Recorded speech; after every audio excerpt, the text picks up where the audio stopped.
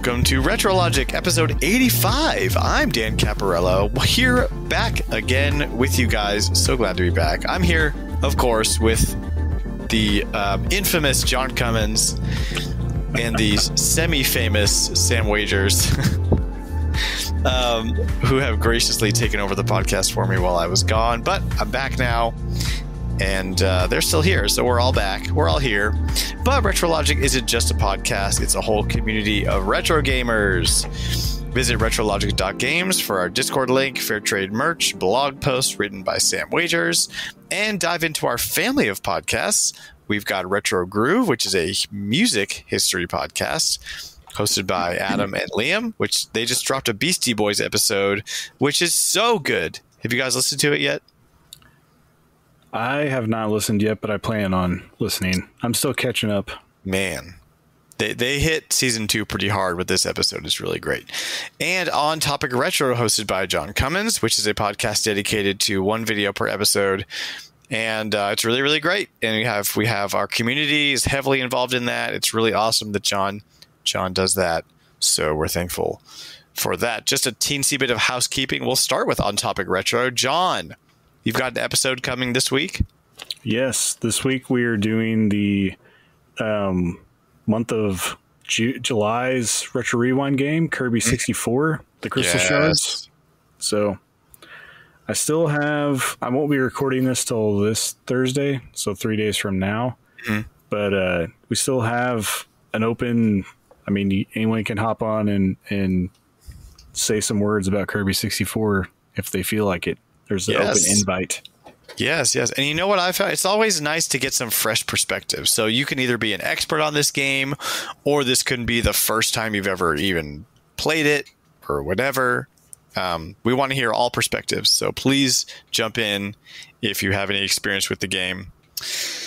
And then, Sam, you've got some streaming and some blogging going on. Tell me what's going on in your world.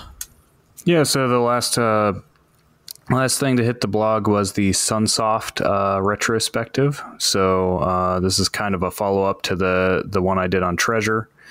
Just kind of looking at the history of a developer, highlighting some of the games I have the most experience with, and kind of taking like the bird's eye view on what the kind of takeaway is with, you know, what their contribution, just kind of a celebration of their contribution to video games and what it meant at the time, what we can be thankful for from that, and looking forward to doing some other developers too in the future. So I am open to suggestions on who to do next. I know I've gotten a couple through Twitter. I put some of that out, some interesting feedback. So that's always good to hear.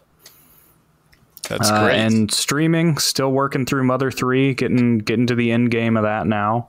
And the other thing that I was playing on Tuesday was the legendary Starfy. So if you want to see what that's about and watch me stumble through a game where I can't read anything because it's all in Japanese, and there actually are no fan translations of the first Starfy game. Really? There's one that was pretty far along, but they encountered some bugs in trying to actually replace text, and it just like broke the game. And I guess they just gave up because there's been like no updates on it for a long time.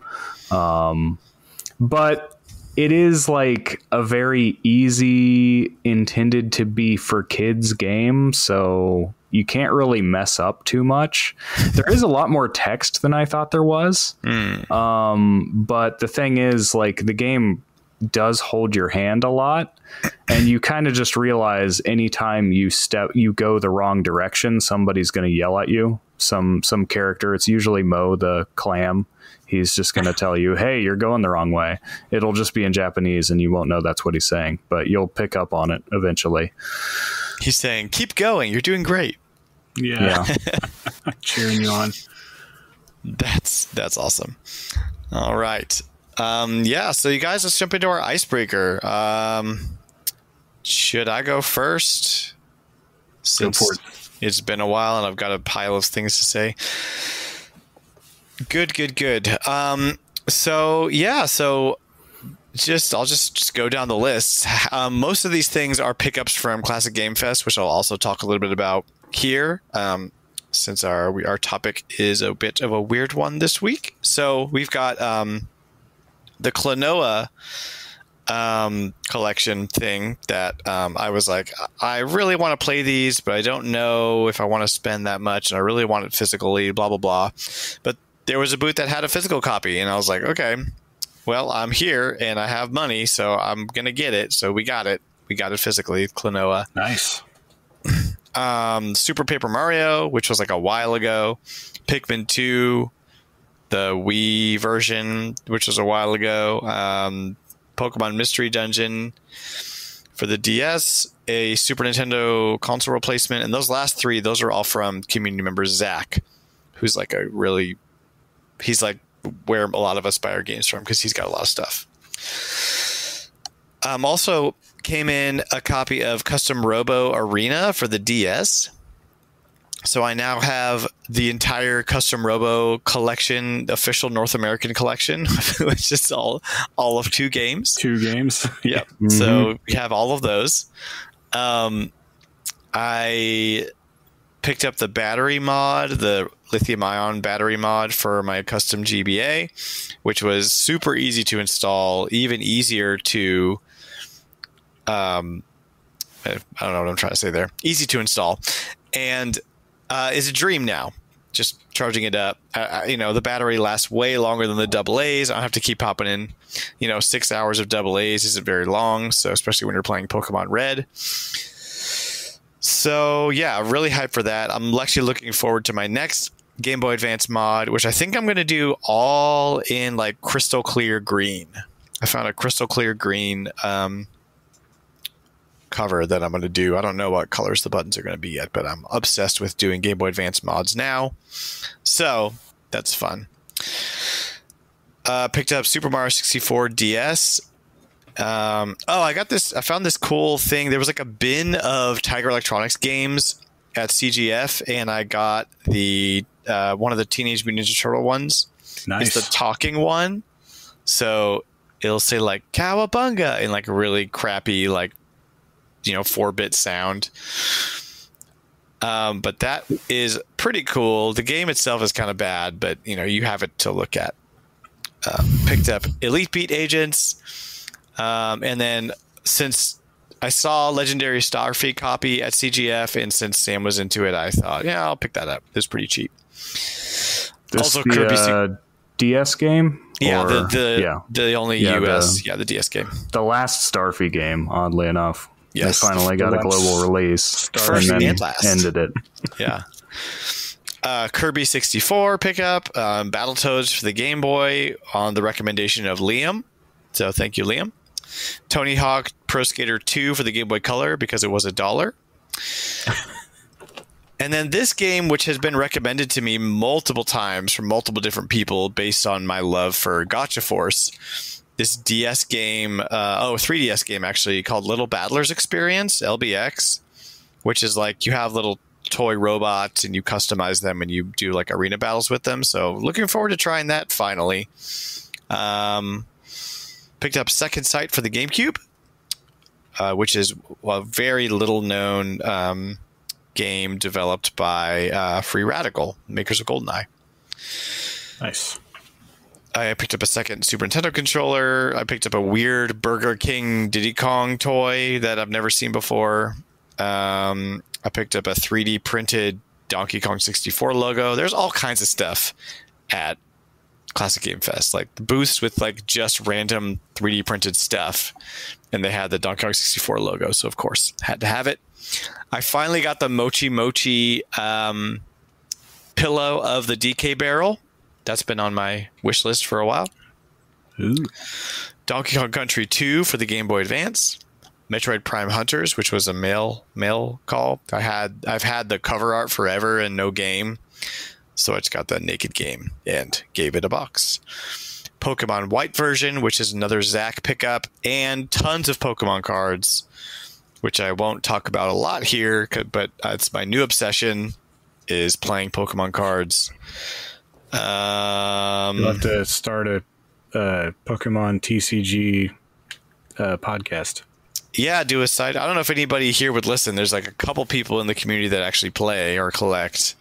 So, yeah.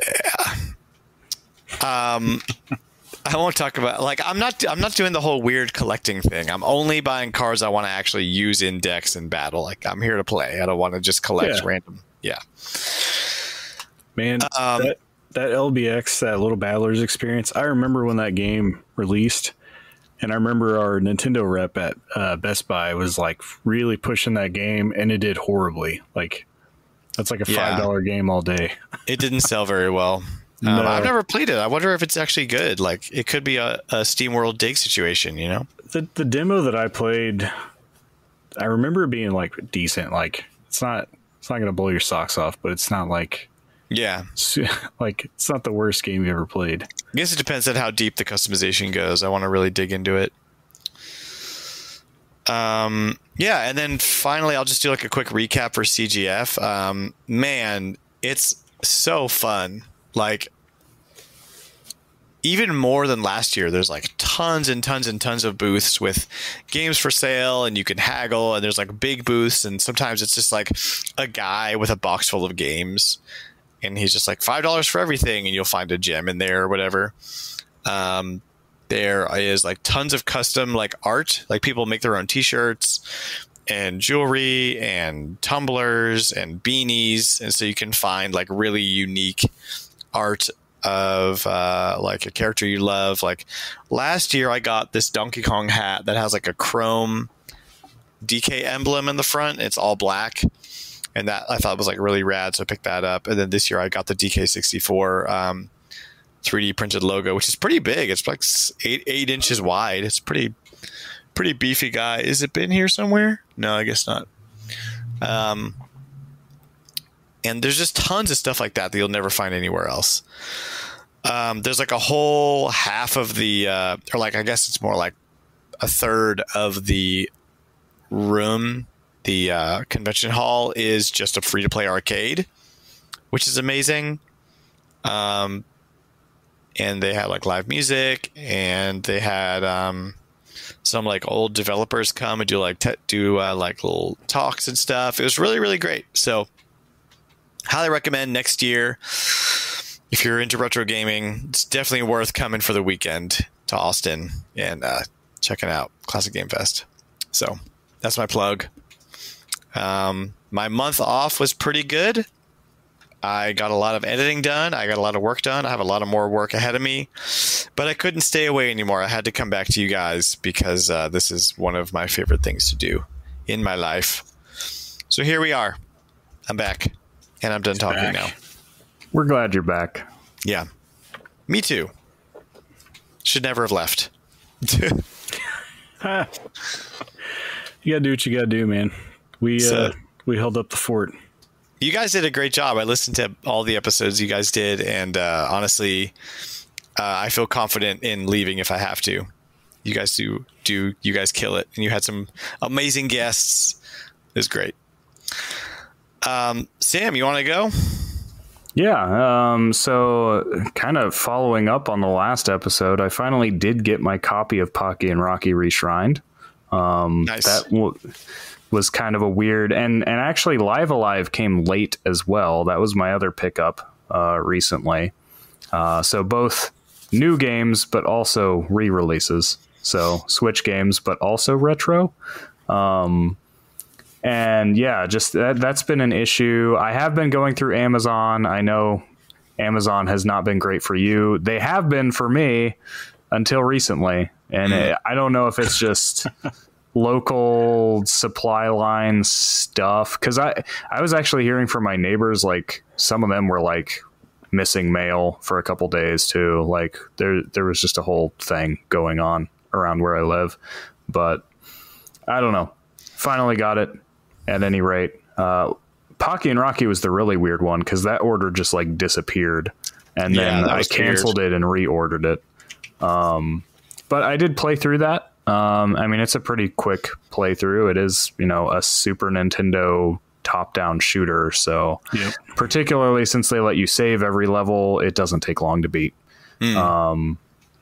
But it was fun. It didn't like blow me away, but I'm glad I own it, and I'm glad it's like available, because this is just one of those games that became like unreachable if you're not somebody willing to throw a lot of money at collecting games. I'm so mad. I had the cartridge like, you know, up until like 2009. I had the cartridge, and then I sold everything.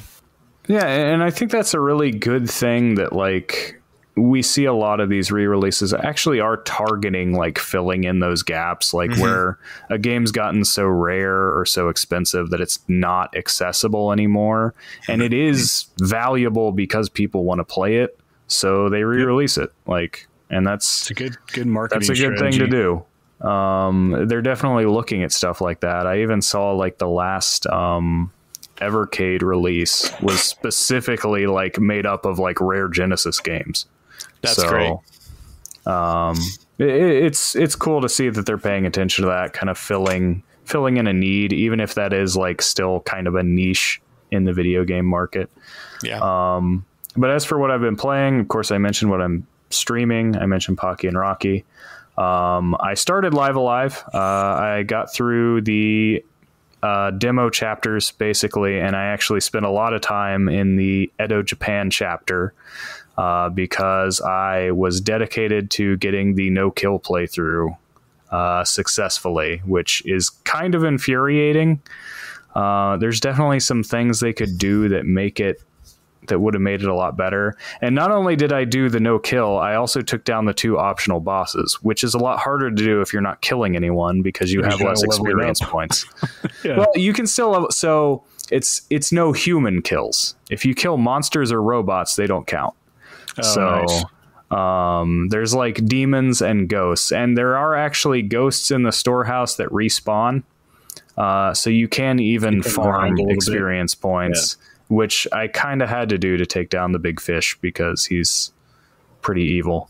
But yeah, I haven't gotten to... I know a lot of people have already beaten Live Alive, but I got my copy late, and I also got distracted by a DS game. This happened a while ago, if you'll recall. It was also a DS game. I got sucked back into Advance Wars Dual Strike, but this time it's Battle Network. I just, for some reason, had a craving to play some Battle Network, and I got sucked into Battle Network 5 Double Team on the DS. Couldn't wait on the collection, huh? This is the DS remake, and it's really cool because I'd forgotten about this. It actually has, and it's like so stupid because it's minor stuff, and it's like you wouldn't go out of your way to get these games because I have every Battle Network game, or at least a version of every Battle Network game. There's actually like little bonuses you get for putting them in the GBA slot. So specifically Battle Network 5, you can unlock like stuff that was Japan rad. Only like e-reader releases. Oh man, that's kind of cool. But if you have a save file with all the icons on it, you can unlock like the base cross fusion and all that good stuff. But most of them, it's pretty small things. Like there will be special shops. It'll buff a specific character, and it will change the battle theme to a remix of that game's battle theme. But they're actually, and I cannot experience this, and speaking of games that are kind of unreachable in price, there are even effects that you get for putting in the Boktai games in the GBA slot as well. Oh, nice. Because the Battle Network series has, interestingly enough, long had a bunch of references to Boktai in it. I think some of the team worked on it, even though that was a Konami project. Yeah, I was going to say, and that's been and that was like a whole thing when they re-released it on the Wii U. Like, we need like Konami's approval to get the Solar Boy Django chip in here. But they made it happen. So I'm actually very interested to see when the collection comes out, how they're going to do all those like bonus releases and things, because I never got them on the Wii U, but apparently they had ways to access some of that stuff on like there was e-reader content, and they did make it accessible on the Wii U. So hopefully they take their time. I mean, the collection's a ways out, and I think that's why. There's got to be ways to get all that stuff, and there's got to be ways to access like trading and battling, even if not online, at least over local wireless. yeah, Boktai collection would be. I mean, didn't they do that with the Pokemon Blue and Red? Like, there's ways to battle and trade. Yeah.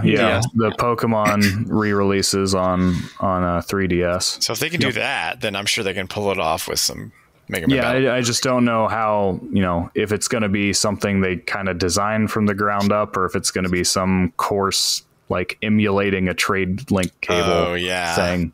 Right. I mean, could you imagine well is it going to work? A Boktai collection and like the Switch cart has like a little UV meter on it, like the Game Boy Advance carts did? But then you have I don't to know if you can even do open. that with a Switch cartridge. No, the console has a brightness sensor. Okay, yeah. So you wouldn't need. Yeah, I guess. So you just use that. You wouldn't use because the cartridge slot would have to be open. You don't want that. Yeah. I mean, they could do it. When they made those carts, they had to for the Game Boy Advance, they stuck out insanely off the backside. It wasn't as much of a worry back then either, but yeah, I guess. It creates the authentic experience if it has the little sensor on the cart.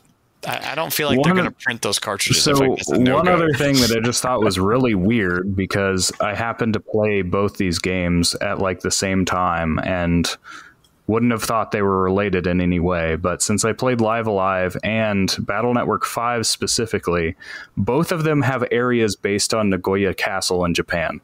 I just thought that was really weird that I happened to play those back to back. And I was like, oh, this is the same castle with the big fish on the top. Yeah, so that's a thing. And the other game that I checked out was the mobile game Octopath prequel. This came out globally just last week. And yeah, it's Octopath and it's a mobile game, so that's a mixed bag for me. But it's so there's a whole RPG in here. It's so weird. You still have the gacha stuff, and I want to hate it because of that, but I don't want to derail the podcast to talk about this, but it feels like there are just these two wolves within Square Enix. There's people who want to make the games that Square Enix used to make, and there's people who want to make Avengers and NFTs. And those are two different studios within Square. Well, I mean, yes, but it feels those are the ones that Sony don't want. I feel like playing this game that nice. I feel like playing this game that the team that made Octopath had to make a deal with the devil to make it happen and to get the Octopath sequel greenlit for. And I'm reading into it, of course. It's just it's so weird. You boot up the game. You want a sequel? So you boot up the game, and there's this whole message every time you boot up the game that says this is a single player RPG. Enjoy it. Content will be added later. Enjoy it at your own pace. It's just so that got put in there just as an anti money grubbing mobile thing. But then, of course, there's still random character loot box things. Sam, and it's such a monkey's paw scenario. But it's so what I found too. Not bad, though. Yeah, what I found too is you can basically whatever characters you get, and you can just play the game like it's an RPG. Yeah. Your characters will level up. You're not stamina gated or anything. You can play as many battles as you want, and you can level up until you hit the level cap. None of it matters. Okay. I mean, like you said, you could treat it as Octopath. And the ones that they give you are the main arguably, characters. it's kind of an improvement on Octopath. I kind of like the fact you can actually bring 8 characters, only 4 fight at a time, but you can any turn you can swap your backline and front line, and the people on the backline actually recover health. So it's a whole other layer to Octopath, but that's the thing. It's a good game, but it is held back a little bit by being a mobile game, and that's frustrating. I think I put maybe 4 or 5 hours into the beta. I got signed up for the beta and got it last year, I think. But I was really bummed that it did not have controller support. That was one of the things I really It's I know it's a mobile game, but you gotta help me out and make it feel like it's a console game by just adding this one feature, and it would have went a long way. I understand your movement, your whole movement is just kind of scroll to the left or right, and your character auto walks, but I don't know. I mean, really, there's not much difference between that and like how Octopath worked with a controller. You had to walk on a line, like it was just a linear path, and you just pick where you want to go. So they totally could have put controller support in the game, and it would have just, I don't know, it would have made it feel better for me. I don't know how to explain that any differently. Weird. Is that it, Sam? Yeah, that's what I've been playing. All right. I love how I know when you're done because you just stop talking. Yep, he's just done. Sam's done. All right, John, hit me with your list as big as mine, even though you've had more time to talk about stuff. I got through a month's worth of stuff, and your list is the same size as mine. Yeah, I bought a few things, not a whole lot. This is like my normal list, isn't it? I grabbed Bomberman World for the PS1, which is nice. One that I didn't play because I didn't have a PlayStation 1 at this time, but I've always been interested, so I went ahead and grabbed that. And it's kind of the precursor to Bomberman Land and that series. So definitely going to give that a shot. I plan on playing that with my new Defender that I got as well. So what's this thing? Is it a Bomberman or is it an adventure game or both? It's kind of like, it's kind of both. It's got elements of it where you can explore things, but then it also has the grid style bomb maps in it as well. So it's kind of hybrid, I guess. Oh yeah, I'm looking at it. It's like isometric view. Mm-hmm. It looks kind of like there's some open-ish world parts, and then there's some like arena stuff. Did this happen to like come out in between Bomberman 64 and Bomberman Hero? Possibly. What year did this come out? Man, I want to say it was like 97. I could be wrong. Bomberman 64 was also 97. Hero was 98. Yep. So World was also 98. So it was January 98. So I think it did come out between the two. In between. Crazy. Yeah, that kind of makes sense. Well, it's a totally different like a hybrid into both. Yeah, that's what I was saying. It's a totally different view. It's a 2D isometric view that looks 3D, but there's no polygons here at all. And Bomberman 64 is like 100% polygonal. Oh yeah. I don't know if the PS1 would have been up for that though. That is true. Also, the 64, they were like really pushing that 3D really hard. So they were, yeah. PS1 was still kind of like... Your Bomberman battles in that game are not even on a grid. No, they're not. But it's kind of hard to get used to. Bomberman World looks cool. Yeah, I'm excited. I want to play it. I haven't got to fire it up yet, but it's definitely on the list of ones to try out. I also bought Live Alive, and I played the demo, but I haven't started the game yet because I knew... For one, I went on vacation last week, and my copy arrived late as well. And it literally came in, and I left. And I didn't take it with me. So I have not played it yet. And then the unfortunate event of Xenoblade Chronicles 3 also releasing a week later. Yeah, that's a lot all at once. I'll definitely be playing Xenoblade first, and then I'll come back and play Live Alive. So I also got Sakuna of Rice and Ruin. It's one I've been wanting, and I've just been waiting on a good sale. And I finally got it for like $15, I think. Heard nothing but good things about it from Sam, and Adam's been playing it and enjoying it as well. So definitely ready to play that one.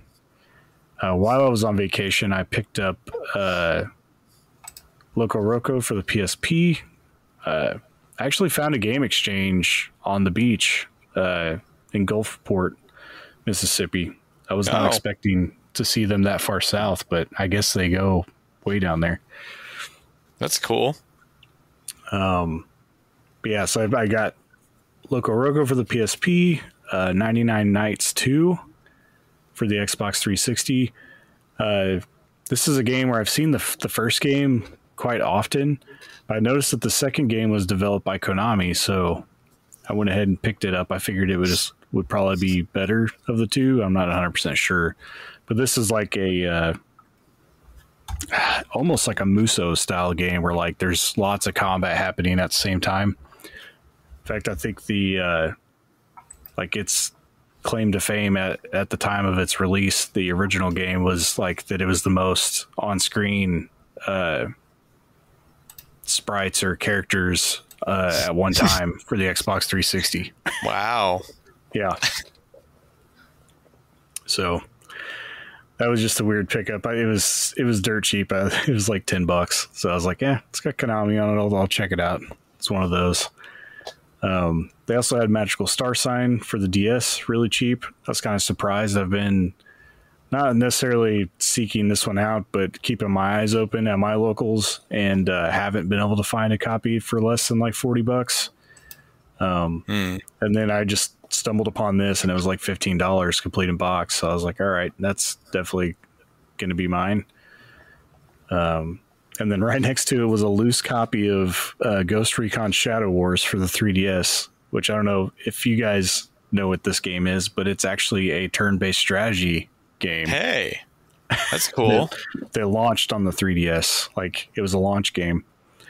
And I remember playing, I think it had a demo for a long time. I remember playing the demo on my 3DS whenever I didn't have a whole lot of games at that time, and then never did pick it up. And then since it was a launch game, like, it just disappeared, into the abyss. Like, yeah. I don't think they made a whole lot of copies of it. It's not very valuable. But this copy was like $2.99 in a case. So I was like, I'll just pick that up too, because I've been interested in replaying that, or playing the full game versus the demo that I played. And then I ran into this weird game store in a outlet mall that was down there too, and it had like model kits for things and like tons of like plushies, just random, like the store was full of all kinds of things, just memorabilia of different things, lunch boxes and all this stuff. And in the very back corner they had a section of retro games, and they were like extremely high on everything. Like, oh, bummer. We're talking like 30% above price charting most of the time. Jeez. So I was not paying a whole lot of attention to most of the high dollar games, but some of their like cheaper stuff was reasonable or just slightly under price. And I found Super C for the NES and Solar Jetman for the NES, and I got them for slightly less than price charting. So that Super C, man, that's a good one. Yeah, they actually I pulled whenever I bought it, it had the layer of stickers, as most game store games do if they've been there for a little bit, right? And I peeled one back, and like they had it for $30, and for whatever reason they marked it down to $15, and I was like, well, it's worth more than $15, so I'll go ahead and grab it. And I've never owned Super C. I've only ever had Contra. So I was like, well, we'll remedy that now. So I went ahead and picked it up. Like I said last show, I actually think it's better. Yeah. That was one of the reasons. I was like, man, I need to put some more attention into Super C and actually have it physically on the shelf. So went ahead and picked it up. And then whenever I got home from vacation, I had a bunch of packages on the porch. So I got, this was really weird. I totally forgot. I pre-ordered this game back in June of last year, I think. It's called Demon Throttle, which is like I didn't even know what it was. Like, I forgot what it even was, which is the weirdest thing.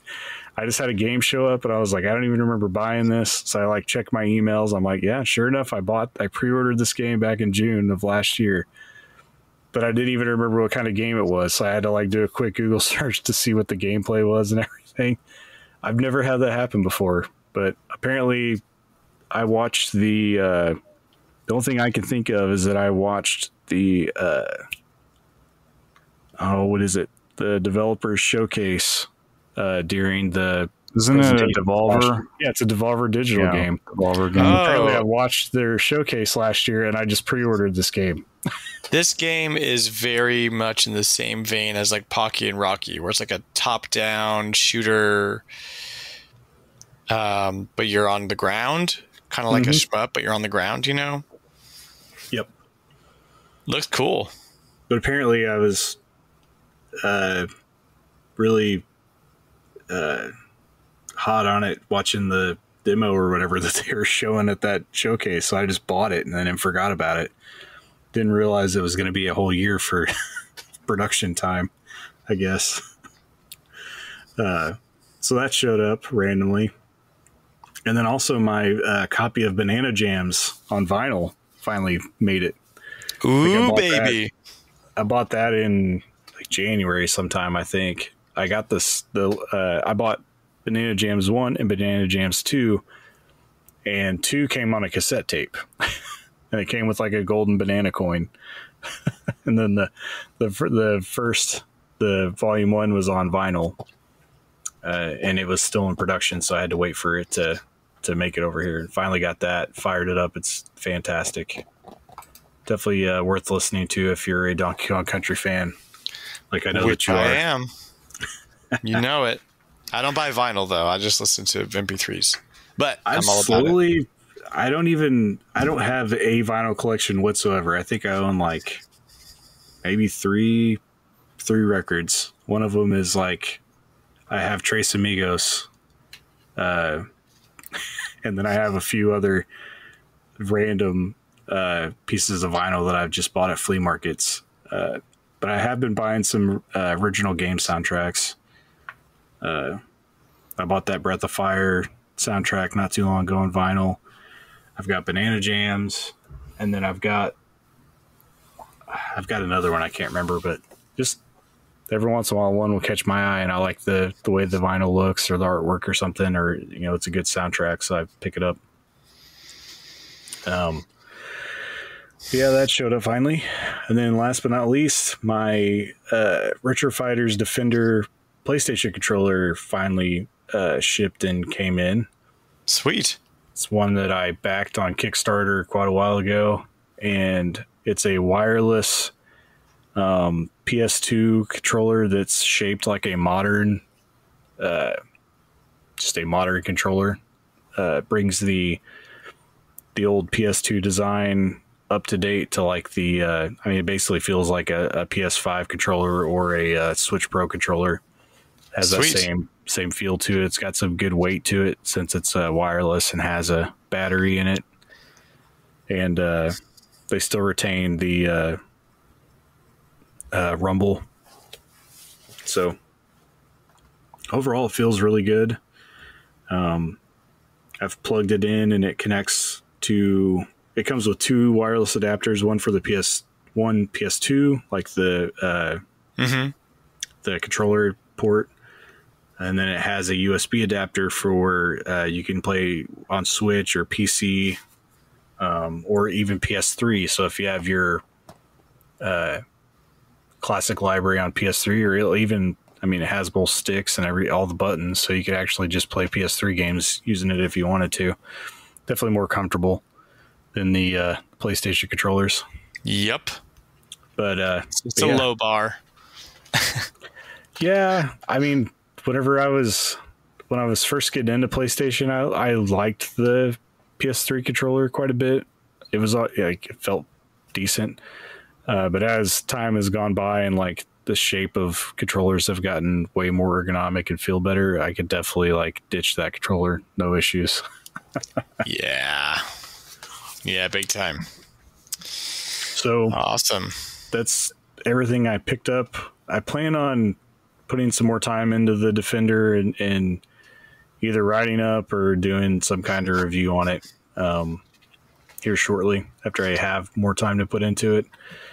As far as what I've played, I actually picked up Monster Sanctuary after listening to the All In podcast. It's one I've been curious about. It's been on Game Pass for a long time, and I've had it downloaded, but since it's not, Game Pass isn't portable, like I don't get around to a lot of Game Pass games. So it went on sale on the Switch for like $6. So I just went ahead and picked it up. It's also getting, well, by now it already has the free update that was coming to it as well. So yeah, it's like Pokemon Metroidvania. It's a weird combination, but it's actually pretty fun. And then I also bought Jet Cave for $1. Dude, Jet Cave is legit. Like, you would in fact buy that for $1. I would buy that for $1. Didn't you play this one, Sam? No. Somebody I know that here recently played it. It's basically Donkey Kong Country, but with a caveman. And sounds good. I'd buy that for $1. Yeah, I'd buy that for $1 too. It even has like cut scenes. Like, it's got a little bit of a story to it. Like, he runs into an alien and somehow gets a jetpack, and like that's the he could like use the jetpack in some of the levels to hover and stuff. Like, I haven't got real deep into it, but I played a little bit and it's fun. I also played 13 Sentinels a little bit. It's one of those that I think I can play in between Xenoblade Chronicles 3, like back and forth. They're both like chapters. Like, probably do like a chapter of one and then another chapter of the other, but it's pretty neat for a visual novel, and it does have like some combat stuff in between story bits, so it's pretty fun. And it's an Atlas game, so I'm usually pretty interested in those. That's basically what I've been playing. Okay. Rad. Sorry. Thanks, guys. For the long list. I apologize in advance. My voice appears to be slowly devolving as or fading away as we do the podcast. So by the end, I might just be whispering, and you'll have to hear me talk like this. But for now, let's do some Prices Retro.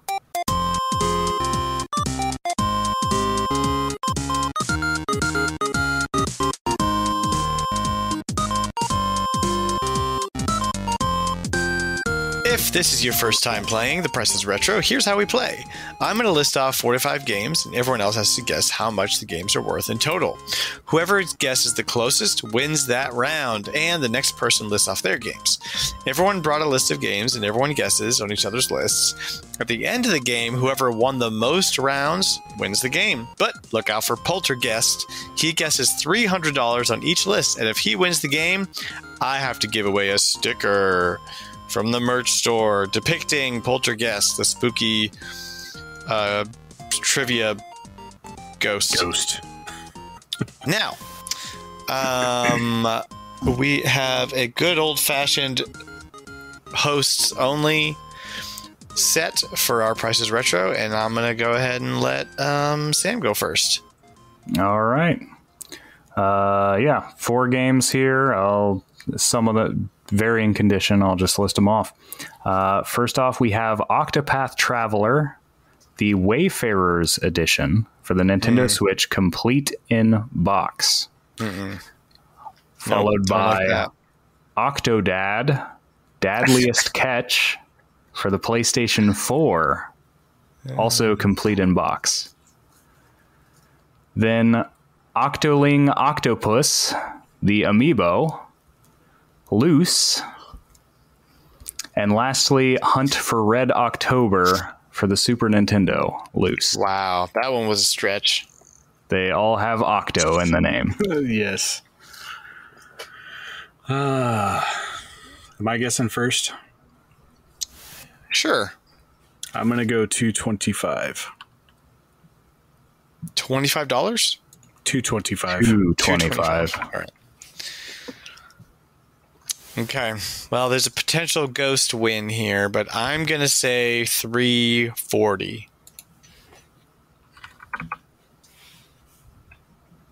Well, the potential ghost win is an actual ghost win. No! Because the total value is $285.75. No, Sam, no. It's just the way it went. No. $285 what? $285.75. Okay. Too close. Too close to 300. Yep. Very close to 300. But that's why the ghost guess is 300. You just come up with so many of these even following a theme, it winds up close to 300. It's a good average. Time. It's a good average.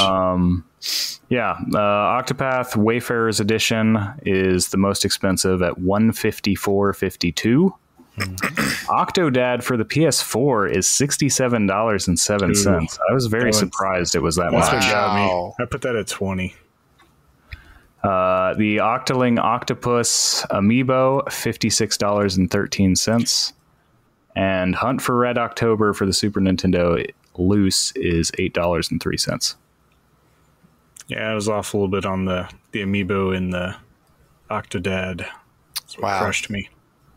Yeah, I was pretty much off all over the place, but it like weirdly was kind of close too. So I knew that's the pretty much the Octopath. best I ever do. Bananas. All right, John, it's yours. All right, so with this being Xenoblade week, I have just a simple list of precursor Xenoblade games. So this is Xenogears for the PS1 complete in box. And then Xenosaga Episode 1 for the PS2 complete in box. Xenosaga Episode 2 for the PS2 complete in box. And Xenosaga Episode 3 for the PS2 complete in box.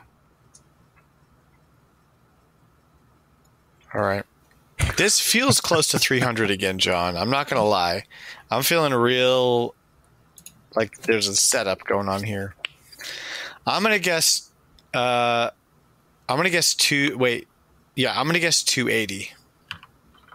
Okay. I feel like these games are very pricey. I have not looked at them in a long time. I remember them being pricey. I hope you're right. I hope you win. The question is how much. So I'm going to say $425. Okay. So the total value of my lot is $481.61. Oh, it wasn't too far off. I'm glad, it's good that you went over the 300, or you guys would have lost again. Maybe. Man. So the Xenogears for the PS1 complete in box is $150.91. Xenosaga 1 for the PS2 complete in box is $29.88. Xenosaga 2 for the PS2 complete in box is $48.50. And Xenosaga Episode 3 for the PS2 complete in box is $252.32. My God. Wow, for a PS2 Episode 2. So I was weirdly like on the first one, and then very high on the next two, and very low on the last one. So it almost evened out. You got pretty close. I just bought Episode 2 on eBay. I need Episode 3, but I don't know if I'm willing to pay $250 for it. Man, that's crazy, dude. That's the last Xeno series game that I need is Episode 3. What about this is not Xeno, but it's the same developer. You got the Bait and Kaidos games? I do not. Same. I believe those are both Monolith. If I'm remembering correctly. I think you're correct. They're not as pricey as that, but they're getting up there now. Yeah, but get them sooner rather than later because they're about to go crazy. All right. Mine is all issues of Nintendo Power. So here we go. Hope you're up on your Nintendo Power. Hopefully Sam wins this one because that means he's the winner. I'm not confident in Nintendo Power, but we'll see. I'll just say these are some of the most expensive issues of Nintendo Power. That's all I'll say. All right. The first one is Volume 50 of Nintendo Power featuring The Legend of Zelda Link's Awakening, the gold cover edition. Next is Volume 173 featuring Star Wars Rebel Strike on the cover. Not going to tell you why that one is rare. You just got to know. You just got to know these things. The next one is Volume 285, Super Mario Bros. U, aka the final issue of Nintendo Power. And the last one is Volume 1, featuring Super Mario Bros. 2 of Nintendo Power. It's my turn to go first. I really do. I have no idea what the ceiling is on Nintendo Power copies. Yeah. To my knowledge, the majority of them are not that expensive. That's true. But I don't know about the exceptional ones. I would say on average they hover around the $10 per mark. Yeah. Like sold, you could usually find them for cheaper though. So I'm just going to say 325 just to throw a number out there. Okay. John, what about you? I'm going to say 290. Okay, well, in a weird twist of fate, Sam actually wins this round because the total value is $491. We've got Volume 50 featuring The Legend of Zelda Link's Awakening for $15.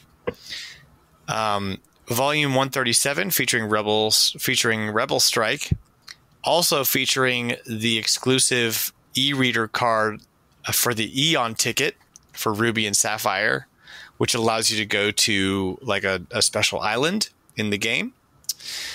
If you have that e-reader card in the issue, it's worth $199. If you don't, it's worth like $15. Yeah. Mm-hmm. Volume 285, the final issue of Nintendo Power featuring Super Mario Bros. U, is worth $69.26. And Volume 1 of Nintendo Power is worth $206.75. Man, that's doubled since last time I looked at it. So I was actually kind of right about which two were going to be a lot. Yes. I just really undersold Volume 1. But you still won. You Wow. still won, Sam. Yeah. Yeah, and the weird thing about these is that, like, they fluctuate a lot. Like, I've seen Volume 1 sell for as low as $60 and as high as $300, just depending on how many are out there at that time. Yeah, it's like a weird thing how much it fluctuates. I've been meaning to grab a Volume 1, but I always hesitate spending that much on pieces of paper. But I have a sizable Nintendo Power collection. Awesome. So, Sam, congratulations, dude. You won. Yeah. Win. I gotta You win. did it. I can't believe it. Boom. Good going, you. Kudos to you. Does anybody have any other games to play tonight? I have a Retropedia. Go for it. I just have my card. All right. Retropedia, of course, is the game where I read the description of a game from Wikipedia without saying the name of it or anything that gives it away. As soon as you think you know, yell it out. And if you're wrong, the other person gets a chance to guess before we move on. Okay, I think these are kind of hard, but I never know with this game, so we're just going to go for it. Here we go. First game. Blank, also known as Holy Magic Century in Europe, is a single-player role-playing video game developed by Imagineer and published by THQ. It was released for the Nintendo 64 in 1998. Quest 64. Boom, Quest 64. Yeah, there aren't that many single-player RPGs for the N64. So. And then also, fun fact I just learned is there's a Game Boy Color game called Quest Brian's Journey, which is... was actually published by Sunsoft, weirdly enough. Never, ever knew that existed. And it is quite expensive, actually. It's like $70, $80. Crazy. Okay, game number 2. Good job, guys. Game number 2. Blank is a video game adaptation of the original tabletop trading card game of the same name. which in turn is based on the blank video game series. The Pokemon TCG game for the Game Boy Color. Pokemon TCG game. Boom shakalaka. John's on fire tonight. All right, our last game. This is probably the hardest of the three. We'll just see how you guys do. Blank is an action-adventure video game developed by Pandemic Studios and published by LucasArts for the PlayStation 2 and Xbox. The game features an open-world environment with elements of potential stealth gaming and reputation-based social mechanics. It is set during a fictitious multinational military action in North Korea in an alternate history version of the year 2007. The player gains control of one of 3 mercenary main characters and completes contracts in war-torn country for profit to prevent a nuclear war. Critics gave favorable reviews to the game, in particular praising its focus on explosive mayhem. Any ideas? It's not going to be a Far Cry game or something, is it? No, it's LucasArts and Pandemic. LucasArts. Yeah. If you knew this game, LucasArts might give it away.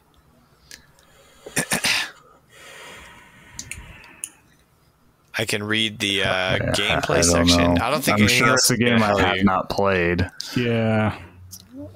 Being on PS2 is a little harder. PS2 and Xbox. No GameCube. All right. I'm going to go ahead and spoil it. Yep, do it. We've got Mercenaries, Playground of Destruction for the PS2. I remember the Mercenaries game, but I don't remember. It's really, really fun. But definitely worth picking up for your PS2 very inexpensively. They made a sequel as well. So there's something for you to hunt down there, John. I'll have to check it out. Yeah, LucasArts. And then we finally have John's trivia card. We're at the end of the show. Let's do it. In the smartphone game Angry Birds, the player plays as a flock of multicolored angry birds that are trying to retrieve what? Egg. Right? I don't know. Yep, they're eggs. Eggs. Wow. It's great. It's good trivia there. The second question is, the Kinect was first launched as an add-on for which video game console? Xbox 360. That is correct. We did it, guys. We beat the trivia card. I have a feeling these trivia cards would only be somewhat difficult for somebody that didn't follow video games at all. Yeah, I guess they're trying to be like general population trivia, but still, come on. Yeah, like this is like what you would get if it was a category in a general trivia game. Yep. You know? Yeah, like if this was on Jeopardy. I will say it makes me feel good about myself, so I'm going to allow it. That's what I'm here for, man. Yeah, I'll allow it. Thank you, John. All right, we're going to take a quick break, and when we come back, we've got our show topic, which is a unique little spin. We've got a round table of topics chosen by our panel of hosts here on RetroLogic. So if that sounds interesting to you, come on back. And if not, then, I don't know, I guess just goodbye forever.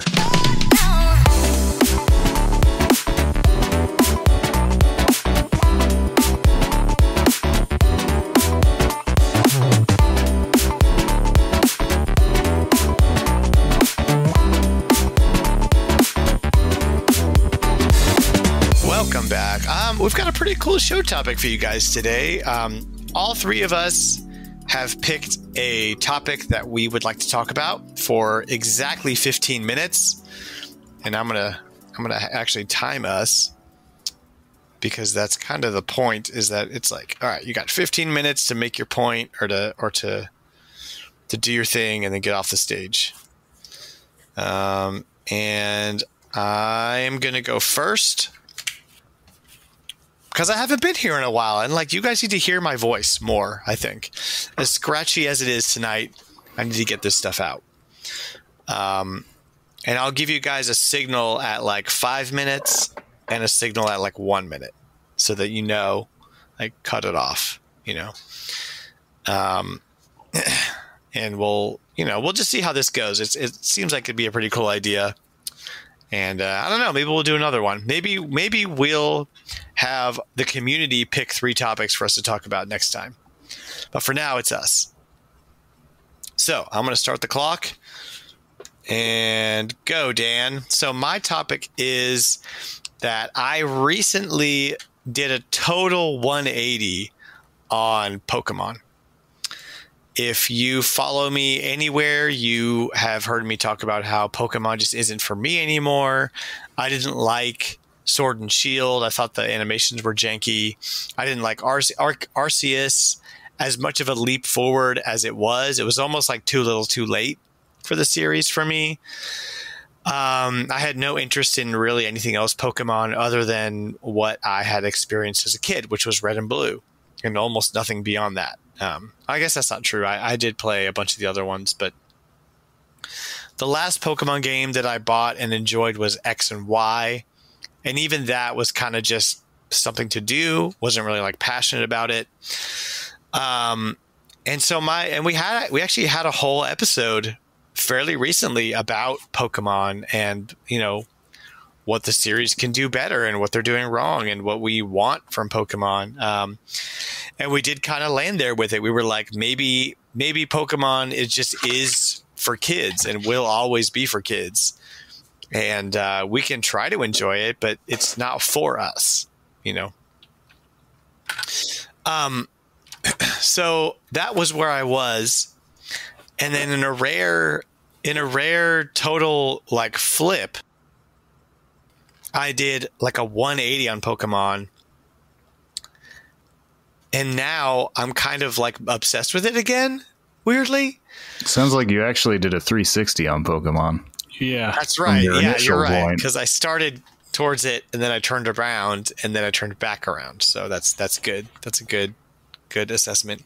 And I just find it really weird that happened because it's not, like I allow myself to change my mind if I have a different opinion on something. But I guess it all kind of started when my son was coming home from school, started talking about Pokemon cards. And I was like, oh, Pokemon cards. Pokemon cards are fun. I enjoyed that when I was a kid. Let's buy you some Pokemon cards. And then I bought more Pokemon cards. And then we were making decks. And then I started jumping into the local Pokemon card game playing community and realizing like, oh, there's a bunch of people here that are like playing with decks and having fun and whatever. Then I started playing my copy of Fire Red, fired that up again, having a blast with it. And now I have found myself being way more interested in all things Pokemon than I have in like years. And nothing's changed about Pokemon, right? Like they didn't do anything. They didn't do anything to like win me back.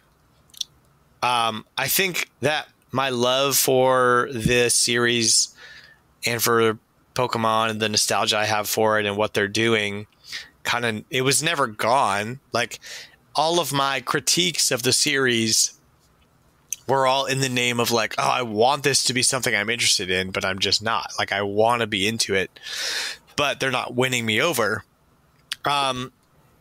Except now they are. Now they are winning me over. And I started off like really lukewarm even on what Violet and Scarlet look like. But that has totally turned around. Like I'm totally like in on Pokemon now. And I just find that really fascinating and interesting that happened. And I don't really understand it other than the fact that like, I just know how I feel. So yeah. What has that ever happened to either of you guys where you were like really like off of something and then either a game brought you back in or you found yourself kind of like wishing that you were playing it more and so you jump back into it? Anything like that?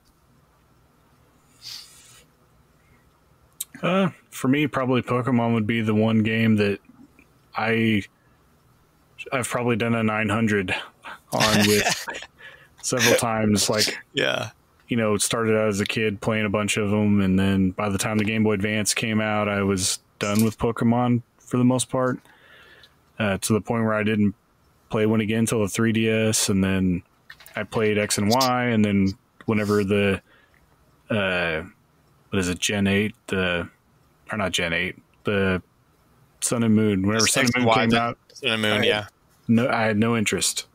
My kids were playing them, and I didn't get back into it again until Sword and Shield. And then Sword and Shield, like, I had just enough gusto to make it through the base game, and then I was done with Pokemon again. Mm-hmm. And then, like, I have to recharge. Like, I can't play the annual releases. I usually buy them for the kids, but I don't play them. And then I played Arceus and enjoyed Arceus somewhat. Like, it had its issues. So now I'm on the fence of whether I myself will play Scarlet and Violet. I will buy them both for my kids to play. But now it's to the point where, like, if I want to play the game, I'm probably going to have to buy a second copy of one of them. Yeah. And I don't know if I'm going to be into it that much to do that. That's kind of, you and I kind of have the similar path in that way, because you're right. There is a real Pokemon burnout. And I'm curious as to whether or not that's going to happen if I'm going to play Scarlet and Violet and then be like, okay, I'm done with Pokemon.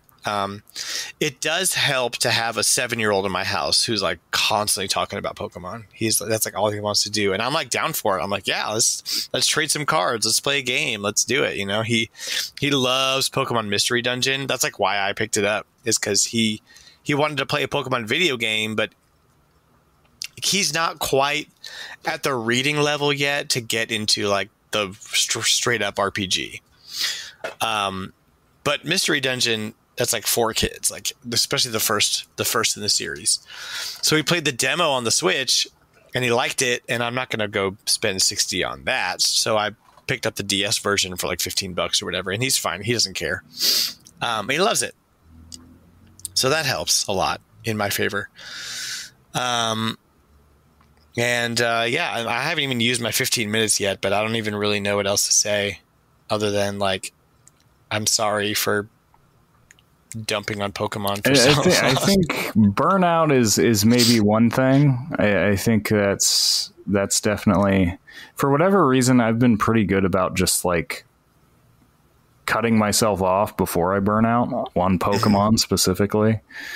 Though I guess like so I played the first 3 generations. I was still pretty young then, so I was, you know, it was something I could just obsess over. Didn't really so much make a conscious decision to skip Gen 4 as it came out while I still didn't have a DS. And by the time I got a DS, I was like, oh, there's a new Pokemon game out on it. And I was like looking up stuff about Diamond, Pearl, Platinum. And then like a month later, they announced Black and White. And I was like, oh, I'll just wait for that. That pretty much at that point became my strategy, is like, these games come out so often, like I can just skip every other one. So that's right, kind of what I do now. I mentioned the Battle Network series before. That was one that definitely burned out, and I don't know how you couldn't burn out on those. 6 games came out for the Game Boy Advance. That's a lot of titles to have on a single series. Six numbered titles came out for the Game Boy Advance. If you count all the separate versions, that's actually, 10 games for the Game Boy Advance, if you want to count them separately. I mean, I guess you could count Pokemon. Pokemon's the only other game crazy enough to get away with that, but same issue there. And like, especially by, you know, and I did fall off. Like after 3, I was done. And part of it was I hadn't even beaten I had 3 games and I hadn't beaten a single one of them, and they were all so similar. Gosh. Yeah. I eventually did go back and beat all three. By the time I beat all three of them, though, like there were another 3 games out, and I didn't collect them until much later. And good thing too, I fell off at the right time because 4 is the laziest entry in the series. It's the FIFA for Switch entry. Well, I mean, yeah, they were reusing assets, they were reusing enemies, and 4 just has a ton of backtracking in it. That really pads it out. When I finally did get around to playing the rest, I noticed that they really like stepped their effort back up for 6 because it was the finale, and I appreciated that a lot. But yeah, similar thing. I mean, it's just the pace at which these games come out. I mean, that's what I said when we talked about what Pokemon needs to do. I think they need to just take a year off. That's what we said. Take a year off. Take 2 years off. And I wouldn't super mind that. Like, I've got a backlog that I can dig into if I need to get my Pokemon fix. I mean, other games do it without any problems. I don't know why Pokemon Company feels the need to annualize and have remakes on top of it. Well, yeah, I mean, the remakes usually are how they annualize. Like, every other year. They don't annualize the mainline RPG series outside of every other year. Remakes. Yeah. So I guess that is a lot, but, I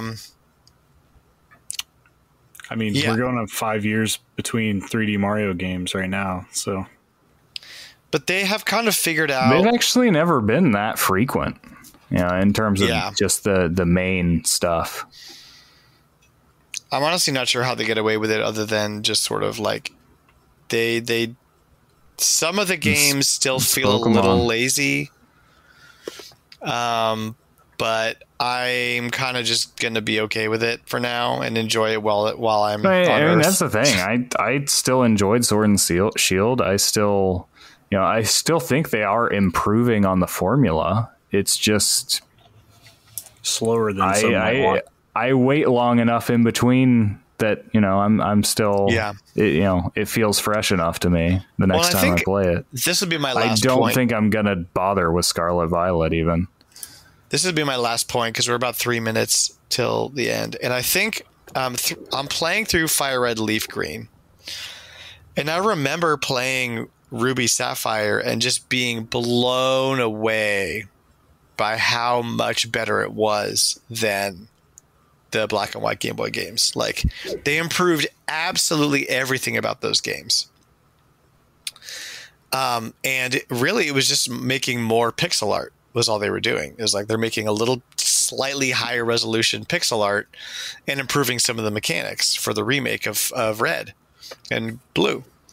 But like, what's really weird and sad is that like they could kind of just do that again. They could go back to being pixelated and I wouldn't be mad at all. Like, I love that aesthetic. But they've kind of shoehorned themselves into now keeping up with having to make polygonal and animated versions of 900 Pokemon. So I don't know. And I mean, one of the things that I'm baffled by is that like there's some amazing polygonal art used for Pokemon Go. And I wouldn't be mad at them at all if they just like use Pokemon Go assets in your game. Like, it's in HD, it looks wonderful, but then like the Pokemon community is going to get all up in arms. They're not making like 900 brand new characters every single time they make a game. So I don't know. I actually wouldn't be upset if I probably would get burned at the stake for this, but if they tried to reinvent the roster like they did in Black and White and just have 150 brand new Pokemon that nobody had seen before and be like, all right, here you go. Yeah, that's fine. Like, I know people would hate it, but like there's enough Pokemon stuff to go around. Like, you'll be fine. You'll live. Like, it'd be kind of neat if they did that and then just been like, a couple months later, be like, all right, now that everyone's played that's going to play, you can add in your Pokemon that you like through the bank or whatever. But well, and I think a lot of it comes down to, for me, I just don't care about graphics.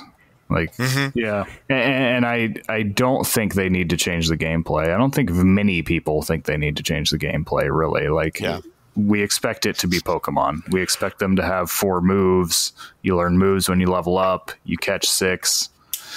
There's only so much you can do. You'll have a new gimmick every time with the Dynamax or whatever. I do think that has been lacking. I'm not a big fan of Dynamax or Mega Evolutions or any of the things. There's a reason none of them have stuck.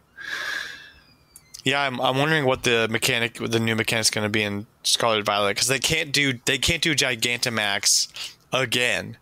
Like, they did it twice. So, what are they going to do? Mega Evolution, Gigantamax are essentially the same thing. And that's 15 minutes. So, miniature Pokemon. Ooh, Gigantomini. Yes. Next Mini up Max. is Sam. And Sam, let me know. So speaking about giant things, let's talk about some giant robots. I'm just going to start right now.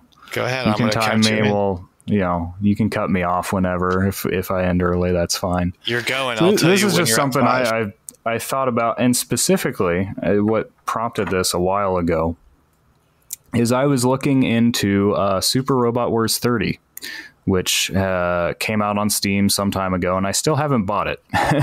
I was thinking for a long time about buying it because it checks some boxes for me, because it has robots, super robots even, and it's a strategy game, a turn-based strategy game, and one with a lot of history behind it. I was thinking about it, and I was like, the big thing is the main Super Robot Wars series stayed Japan only for a long time. This is the first one, I think, to hit out. Now, they had the original generation, which they were able to localize everywhere because they didn't have the licensing issues that the main series has, because it's a crossover of a bunch of different like mecha anime series. Oh, so really? The licensing held that up because different distributors like Toei or whoever had different rights to who can air these in different countries, and it was just a huge mess, and it was never going to happen. The original generation spin-off series is all original characters. They don't have that problem. They were able to release those. So those are available in English. But this is the first one to actually, they were able to secure everything to make it happen. So it's kind of like a big deal. And I'm like, this is another big strategy game. It has robots. And I was like, you know what? I don't know anything about any of these series any of these characters are from. And I was like, that's weird, because I generally think giant robots are really cool. Mm-hmm. But I was just thinking it's more about games for me. Mm-hmm. It really is. Like there's something about like mechs, especially, as opposed to robots. Mechs, I guess, is what we're talking about here. They're more like vehicles than actual like AI characters. Yeah. That make for really cool video games. And the game that really kind of got me into this was the Armored Core series.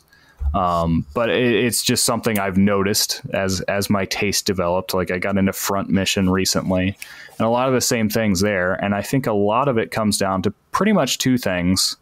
And any game I like that has mechs in it has at least one of these two things prominently. And one is customization. I love customization, and I love functional customization. Yeah, big it's time. It's not just like, making your character look cool. It's paint job. It's because I don't really care too much about cosmetic customization. I'm not the person that spends forever in the character creator to make my character look a certain way. But when it comes to things like skill trees and things, that's usually why I play RPGs, is for stuff like that.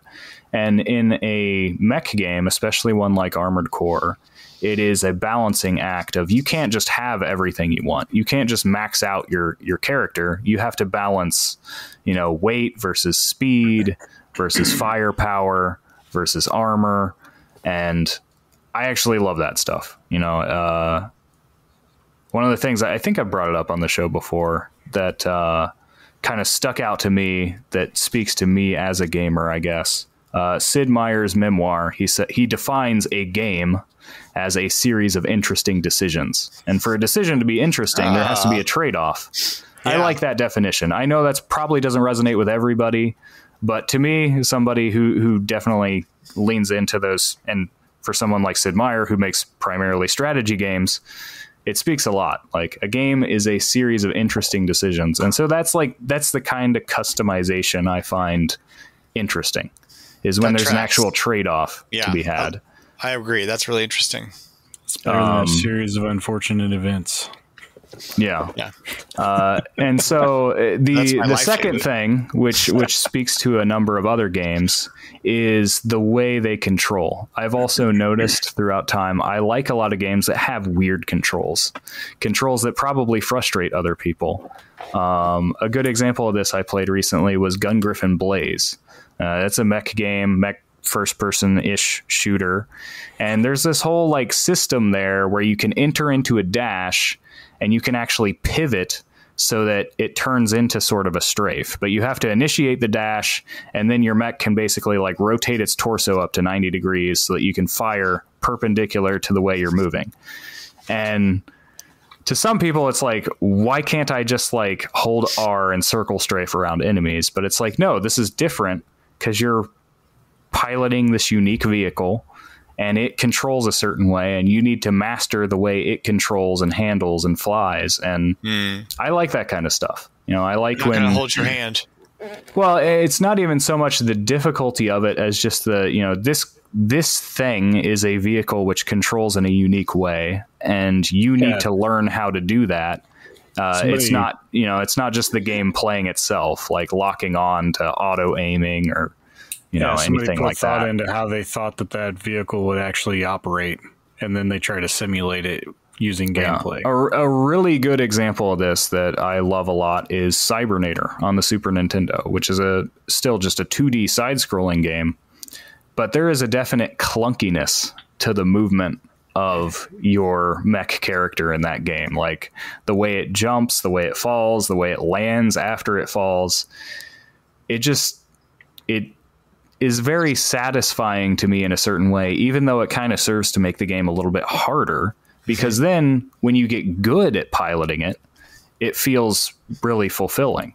Yeah. And I think that's like the other aspect of that. So different games kind of have both of those in parts. And I think that's what's always kind of drawn me to that genre, even when, you know, it encompasses strategy games and shooters and side scrollers. So yeah, I don't know. Putting all that together was kind of like an aha moment for me. Very cool. I really enjoy mech games.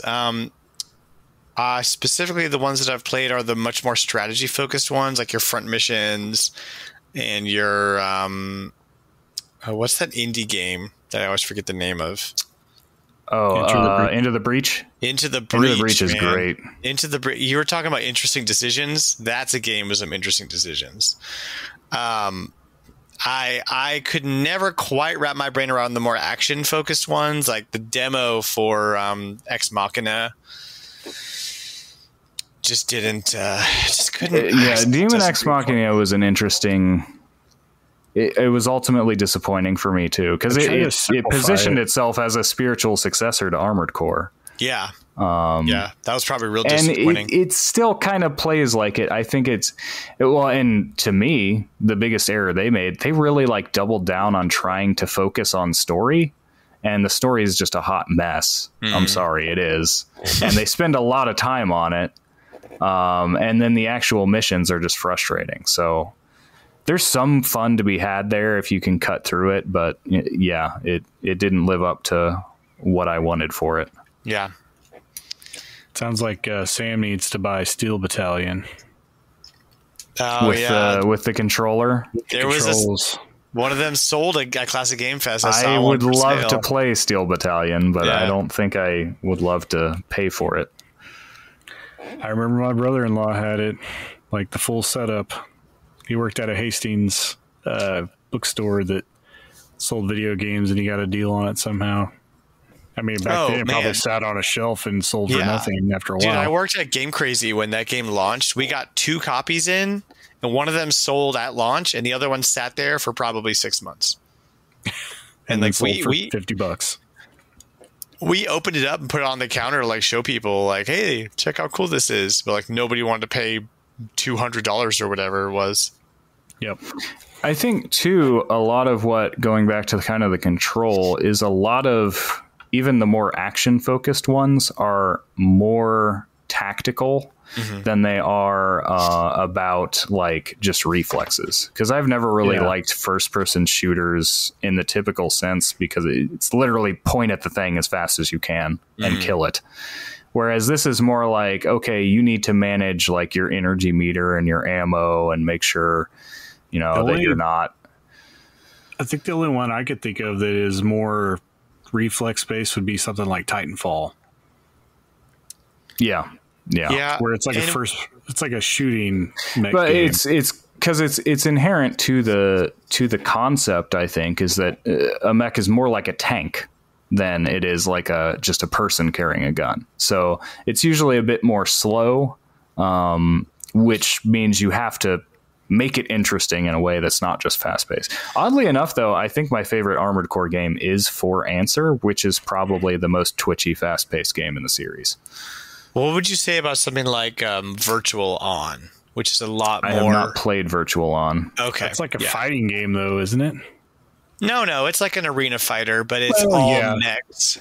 It's all mechs, and it's like a lot of shooting. It's what I would imagine, like, you take your normal mech battles and just like crank up the speed to 11 would be a Virtual On experience. So I'd be curious to have you play one of those and see what you think, because you play with 2 joysticks. Like it's pretty close to like a mech control situation, but it's very fast paced. Yeah, I had one of these games on PC. Virtual On? It's in the arcade. I'm sure you could, track one down in the arcade. It's also on Dreamcast, but I think that was pretty pricey now. It's also on Saturn, but also pricey. Yep.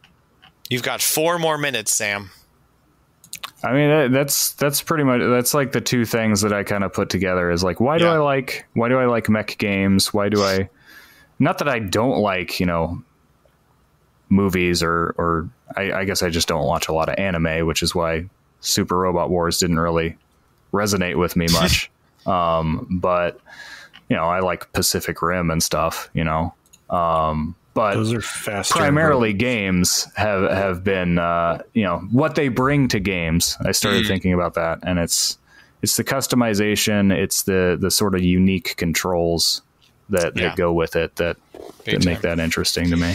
That was one of my favorite things about Front Mission, was how replacing an arm or a leg affected your stats. Well, and you even have your pilot as another component there in Front Mission. So, yeah, love that. Good deal. Well, we'll stop your time then. You got 3 minutes to spare on your time. You did better than I did. I was pretty much down to the second. John, have you picked a topic? Yeah, I think. All right, go. The more and more that I've been thinking about, like, my collection and the sorts, like, I think I've like reached a peak amount of games that I can have almost. So like I'm about to have to make some hard choices and maybe move on from some things. So, like, what are your choices? What do you mean by that? I mean, I think I'm going to go through console by console, and if it's not something that I plan on playing relatively soon, or if it's not something that like I'll probably have a hard time getting rid of some first party games, but if it's not something like a lot of my Wii collections, a lot of things that I've picked up or the kids have picked up, and I just don't have a need for like 100 Wii games that like some of them are Cold Stone ice cream game or whatever. But definitely hitting a point in my collecting that I'm going to have to be more strategic on what I decide. And it's probably going to come down to like, hey, if I pick up a new game, I'm probably going to have to trade it for something. Cold Stone ice cream scooper. Yes. That's one of them. My daughter will cry, but yeah. But it just made me think. I'm not quite in the place I was, maybe 7 or 8 years ago, and I was just selling off my collection in chunks, my childhood collection. But I'm definitely getting to a point where I have so much stuff that I think I looked it up the other day, and I have like 10 years of backlog, probably hour-wise, if I was to play a game for 16 hours a day. It's crazy. Yeah, it's crazy. So it's come to a point where, like, I'm going to have to be more tactical with my collecting, I think. And it's really made me think about how I want to go about separating that out a little bit. You know, even not even just games, but just some things that I have. It's like, do I really need this? Like, I've got a Ready to Rumble boxing, like, it's a weird, like, it's almost like Rock'em Sock'em Robots Arena thing, but it's got boxing gloves that are wireless. And, like, when you punch, they punch. It's like, do I really need this? I mean, not for Ready to Rumble. That game's not, like, amazing. Wow. But I'm just saying, it's things like that. Like, I have so many things to the point where, like, I have boxes of stuff now that I can't even display it. Like, I have so many things. And, like, some of it sit in, like, my garage, and I'm like, I'll open a box, and I'm like, man, I totally forgot I even had this. So yeah, thinking just over the last, really the last month or so, it's like, how can I consciously make the decision on what I'm going to keep and what I'm not going to keep? Yeah. Like, I need curate to what's worth keeping. Yeah. That's which tough. I struggle with because I don't usually get rid of anything, which is a problem.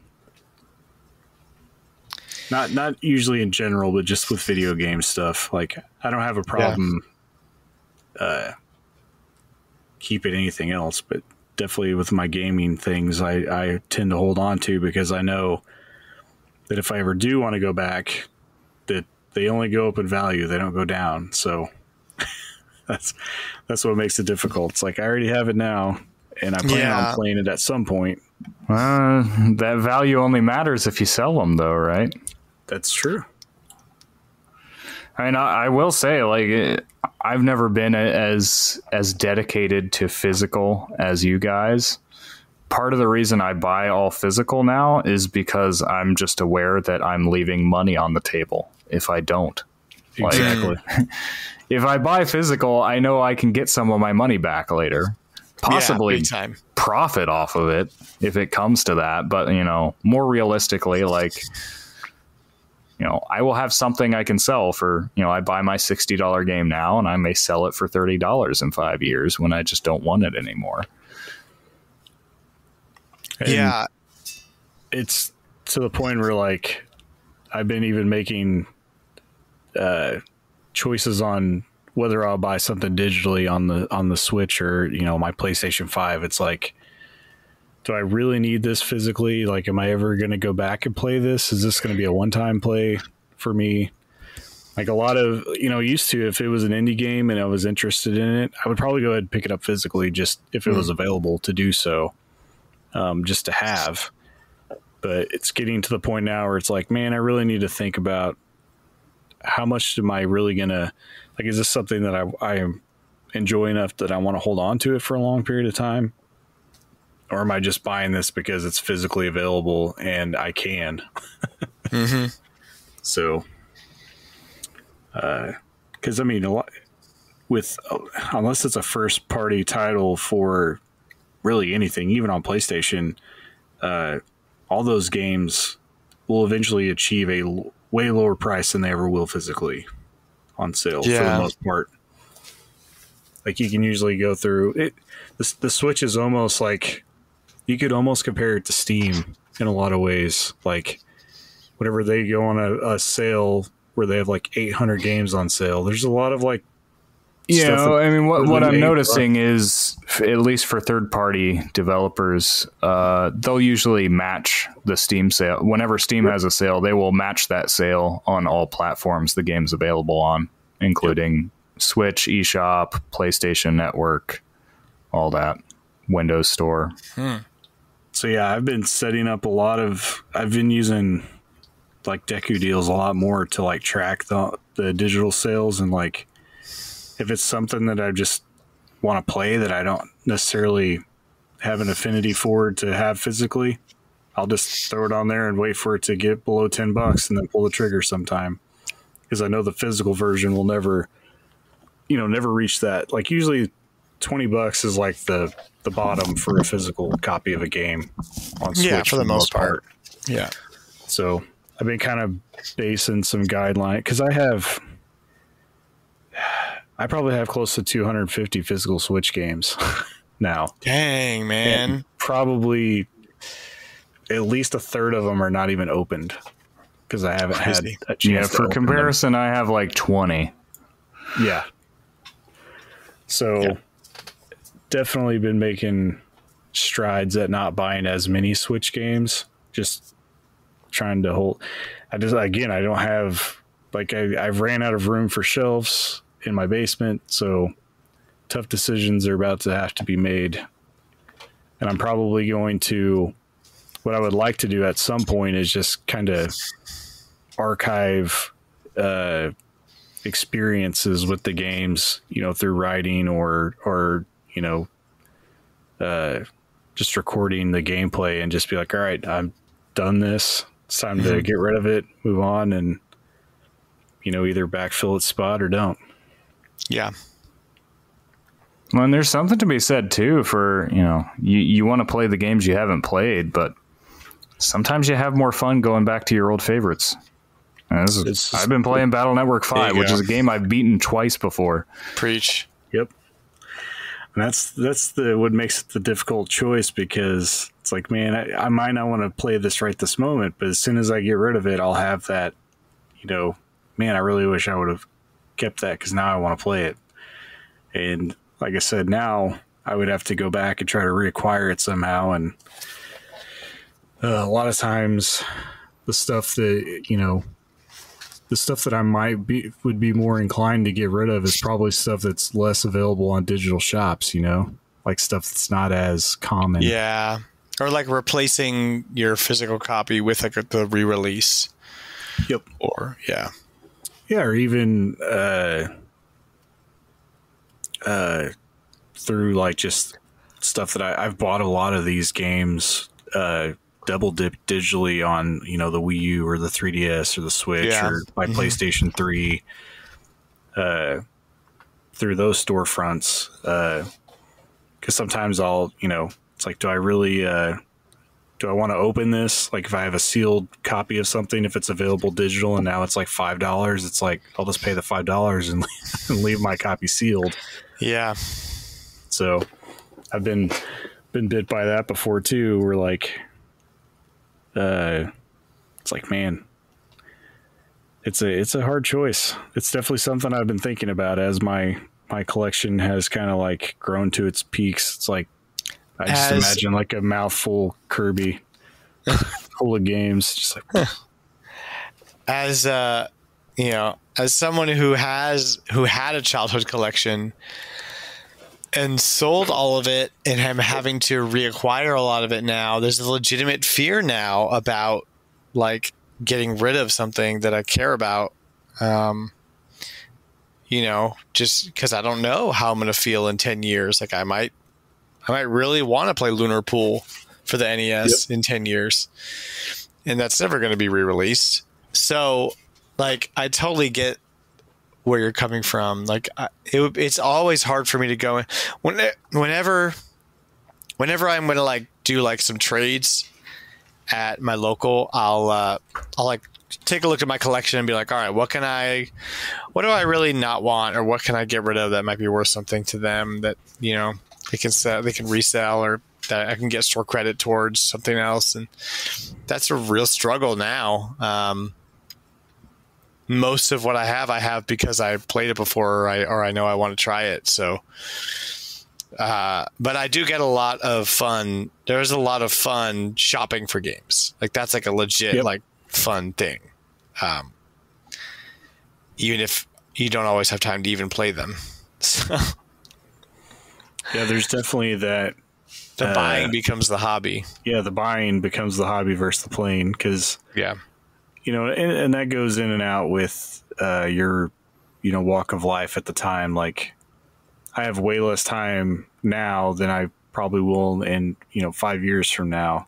I should have a lot more time to do things, but with how my kids are age wise, like, I might get an hour a day tops, and a lot of times that's only like 3 days a week, maybe. And then sometimes even less than that. So it depends on how work is or how home life is, where it's like I really want to just sit down and throw 5 hours into a game, but in reality, that's just not possible. Mm-hmm. So it's like, do I hold off on some things and wait for that time period, or do I get rid of them now and hope that I can reacquire them later? It's all hard to decipher at this point of what I need to do. Yeah, that's tricky, man. That's a tough place to be. I've definitely sold stuff I regret, but also sometimes it's nice to just kind of like freshen things up a little bit, and to, like, I had a pretty substantial Master System collection, and I was like, I'm probably never going to fire this thing up. Like, there's a million other games I'd rather play than almost anything on a Master System. So I sold it. I sold the whole collection, system and all, and I honestly don't miss it. It's like, it's not something I'm nostalgic for. It was just a cool thing to have, and now I don't have to worry about it anymore. So, I honestly still don't really miss my Wii U. I know that might hurt for some people to hear, but there's not a lot there that's exclusive anymore. Yeah, well, and like the exclusives, like, just about everything either went to Switch as a port or it went to Switch as a sequel. And a very derivative, like Smash, Splatoon, Mario Maker, they got sequels that play pretty much the same. Like, yes, it's not the exact same. Would I, all things being equal, like to have the ability to play through Splatoon 1's story mode again someday? Sure. But I'm okay with not being able to. Like, I still get to play Splatoon. I still get to play the gameplay of Splatoon. Yes, like... And they improved Splatoon a lot under the hood. Splatoon 1's final boss fight was better than Splatoon 2's in the base story. Not talking about Octo expansion. Like, there's some things there. But, like, at the end of the day, it's like, whatever. I have Splatoon 2. I'll get Splatoon 3 on Switch 2. And I'll probably keep at least one of those. And Splatoon, I'll probably keep all my Switch games at this point. Yeah. For the Switch 2, and you'll be able to just go back Splatoon 2, 4K, and 8K because it's Octo. That's right. Nice. That's the end of your time, John. Yep. For not having my topic, I drug one out. That was great. It's relatable. I liked it. Listener, what did you think of our roundtable topics? Was that cool? Was that stupid? I want to know. I want to hear what you have to say. At me on Twitter at RetroLogic Games and tell me what you thought about it, or on Discord because you're probably in there too. Awesome. We're going to jump over to our community couch where we're going to read the next chapter of Danverse. We've got a question, and then we're going to say goodnight. So be right back.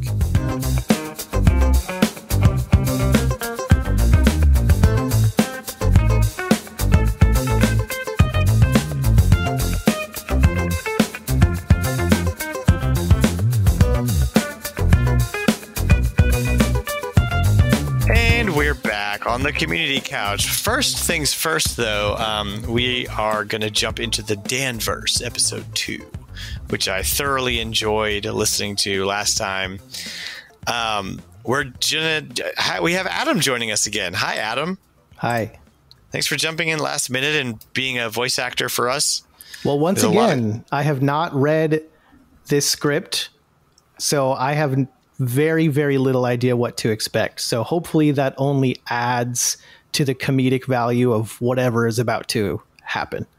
Yeah, that's kind of the point of all of this. So is it? Okay, let's go ahead and jump into... So I'm going to be the narrator. John is John. I'm also going to be Flightsy. Sam is Sam. And Adam is Sam is also Kirby, Yes. and Adam is going to play Fat Princess. Wonderful. So, here we go.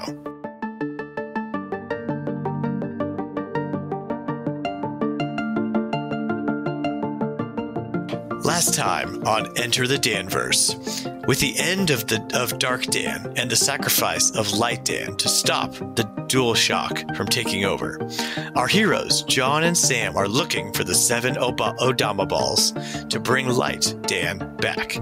Unfortunately, Garfield, the nefarious second in command, is trying to bring back Dark Dan as well. Our heroes John and Sam have arrived to Tucson Town with an infant dinosaur named Flightsy. According to this radar we found on Mercari, the first Odama ball should be hiding behind a waterfall. Odama ball radar, $40 loose, $70 a box, $130 if he has 5 screws. 42% of your listeners have purchased an Odama ball radar. Is Flightsy going to do that for our whole journey? I find his facts and figures relaxing and informative. Plus, he knows all the secrets for finding the Odama balls. What a weird town we're in. Everything is simple and colorful, and every town person makes an obscure joke after you talk to them. If you're uncomfortable, you can call your mother. You said you wouldn't make horrible puns. It was necessary. Hey, I think we should talk to that large woman in a dress eating a whole cake. Surprise, fools! It is I, Fat Princess, the reverse sexist portrayal of females in PlayStation gaming.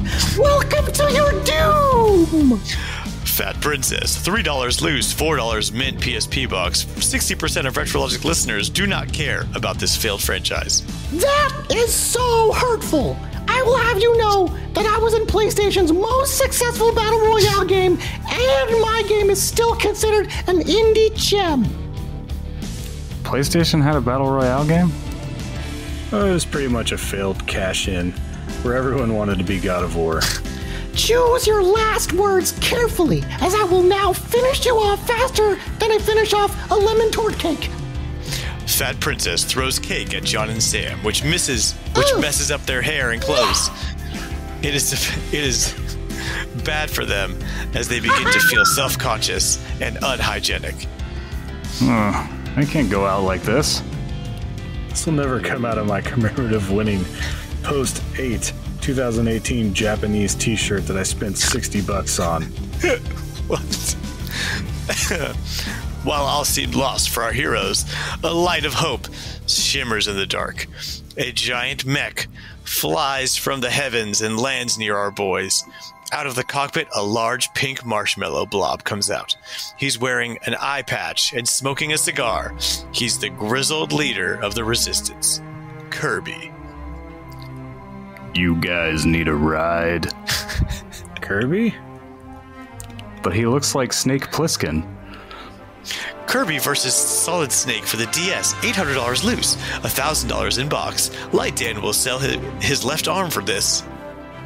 I had to swallow Snake and consume his essence in order to save myself. He sacrificed his life for me. Whoa! That is copyright infringement! The only obese pink thing with unhealthy eating habits that deserves to be here is me! Lady, let me show you what a body-positive character who loves food is really like. Kirby swallows Fat Princess and consumes her essence. He suddenly has the power to feel smug and elitist about PlayStation indie titles. It passes. Join me in my mech. I got the first Odama ball. Let's make like a Bulbasaur and get out of here. Bulbasaur plush, $20 US, $60 imported. Oh, Flightsy. Little did our heroes know that watching from the bushes is a Retroland servant who has turned to the dark side. He is now a follower of Garfield. Garfield had bribed him with $2. He is the $2 villain. Dun dun dun. Bum, bum, bum. tune in next week for another exciting episode of the Danverse. Except not next week, but next week, 2 weeks, which is the following episode. Adam, thanks for jumping in with us. Yeah, my voice hurts. Yeah, sorry. I got to commit to the role. That. I kept fumbling over words I can't read tonight. I mean, words are hard. Do you want to stick around for the last end of the episode? I'll stick around for as long as I can stick around. Okay, great. We have one community question from Presto the Magnificent, and he says, if you could make a gaming Mount Rushmore, what would be the 4 faces you used? We can go around the horn here. We can start with John. John, who's your Mount Rushmore of gaming? So, with this question, is this... I should have asked whenever they posted it, but is this like game developers or actual video game characters? I assume the game characters. It's open for interpretation, I think. Yes, whatever you want. I'm not doing developers, but you can do whatever you want. Okay, with characters, I think we have to have a Pokemon trainer. Even though it's like it's the same Pokemon trainer in every game, right? Pretty much. Yeah, but I mean, why wouldn't you do Pikachu? Yeah, I would do Pikachu. If you're going to represent Pokemon. Much more iconic. Yeah. Okay. Yeah, it's his Mount Rushmore, guys. We'll do Pikachu, yeah. It's I his. can see that. And then I'd have to have a Samus in there. Good choice. And a... Man, it'd be hard. This is a hard one. Like, I didn't have any... Like, I meant to think about this some more earlier, and I forgot. Because I was confused on how the question was going to work. Let's do... I got to have a Bomberman in there, since I just recently talked about Bomberman, and it's one of my faves. And let's do... You got to have Mario, I guess. Mario's got to be in there, too. Yeah, classic. Got to. That sounds good. Sam, what about you? What's your gaming Mount Rushmore? I mean, I feel like Mario's got to be there. Like, objectively, this is Mario. Probably somebody with a long history, like Pac-Man. Pretty iconic. Easy to carve, too. You know, yeah. Easy to make. You can probably just find a mountain that already has a Pac-Man shape and use that as the base. There you go. Save money on that. I mean, this might be personal bias at this point, but Mega Man. No, it's solid. Yeah. Solid. And lastly, I thought I had one more. I mean, Pikachu's a good bet. It does seem a little bit Nintendo heavy, but it's not my fault if people who aren't Nintendo don't have as iconic of characters. I mean, come on. True. You want Master Chief in your Mount Rushmore? Nah. He got Pac-Man in there. He never even takes his helmet off. You never even see his face. He got Pac-Man. He does in the stupid TV show that's not very good. And Mega Man is console agnostic. He's been on all Mega kinds Man of consoles. 2, I'm trying to is there a character that has more games, just total number of games released? I'm having trouble. Mainline? Yeah, I mean, think about how many Mega Man games there are and all the different offshoots. Yeah, there's way more Mega Man games than Mario games.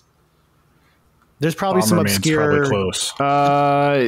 It depends. I mean, are you counting all Mario spin-offs as Mario games? Is Donkey Kong Country a Mario game? Pokemon has a lot of video games. Pokemon has a lot too. Yeah. He deserves to be on there. Your Mega Man historic character probably has the least amount of games. Yeah, that's true. He's just the oldest. Adam, do you want to go next?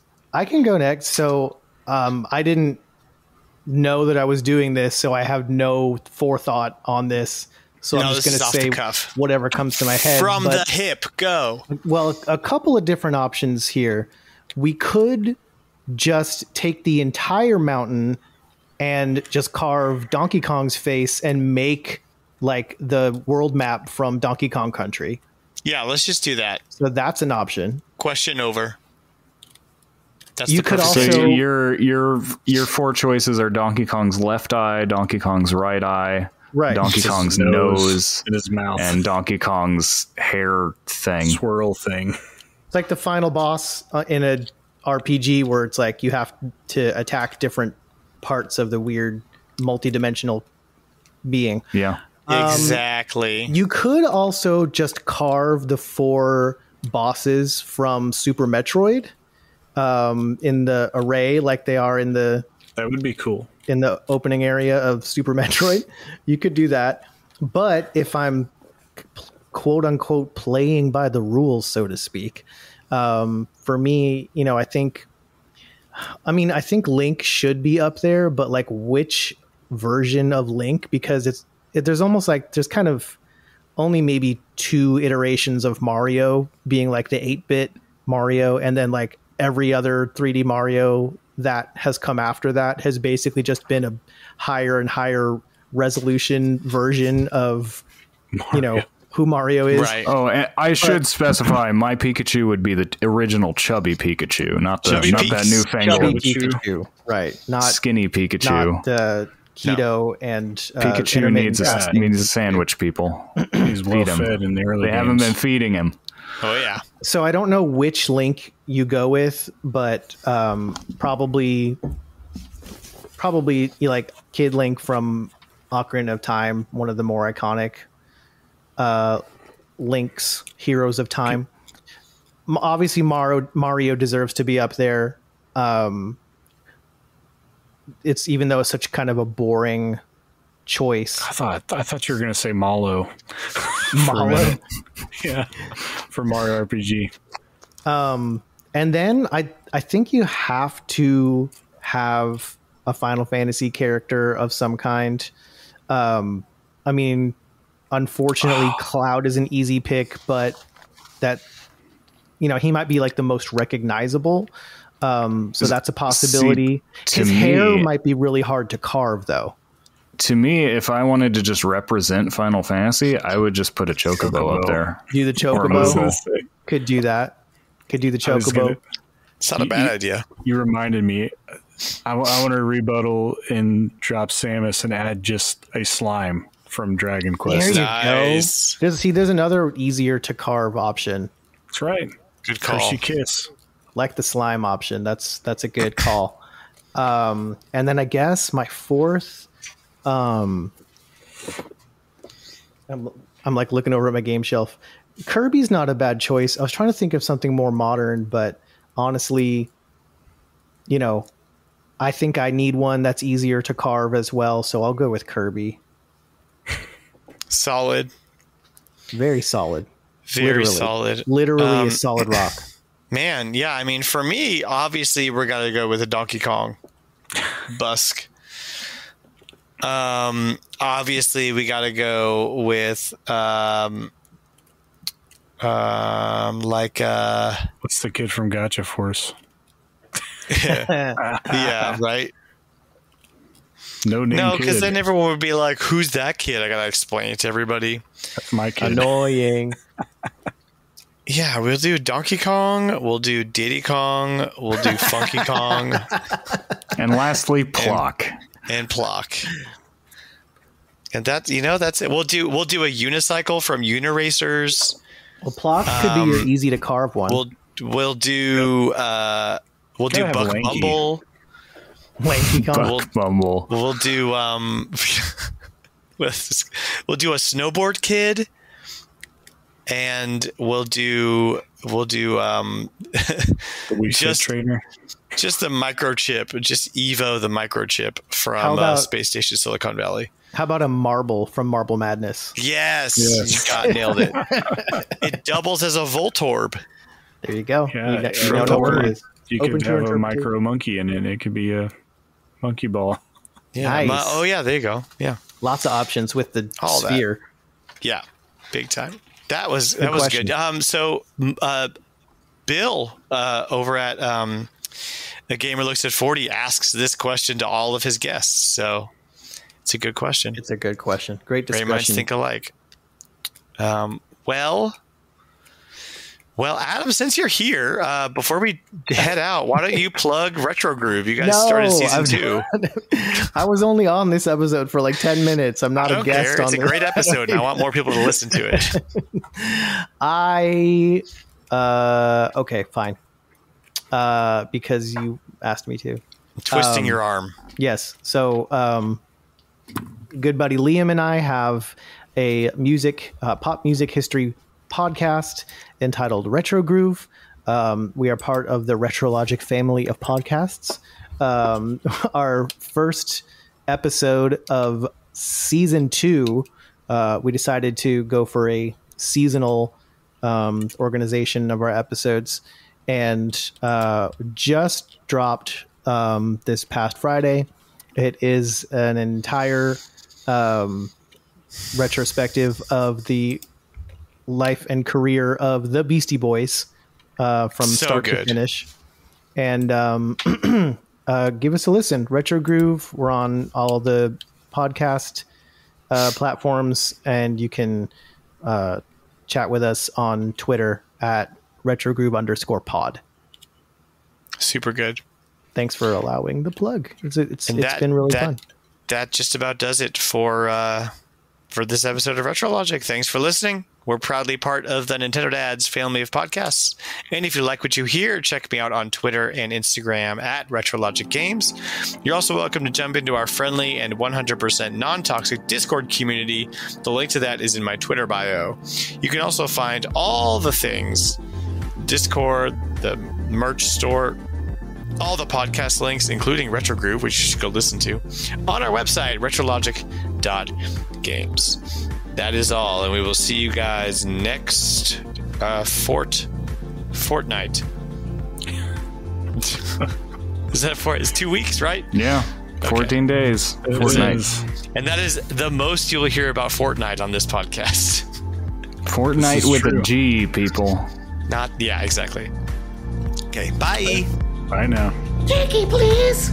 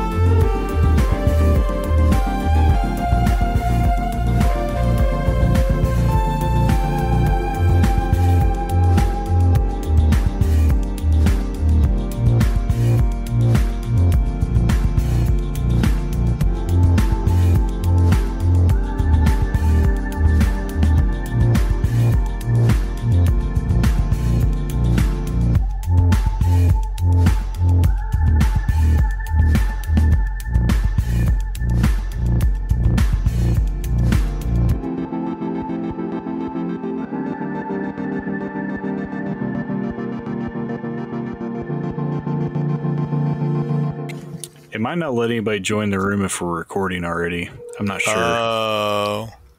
So that's what I was saying. I could stop this. Is it letting you in or no? What? Is it letting you in? Hold on. I'm trying to get in. I gotta pee. Sorry. Oh, good timing. Should have drank that tea. You missed the part where Dan asks if we have to. I'll call you by bubble. All right, bye. Be a minute. Okay, bye.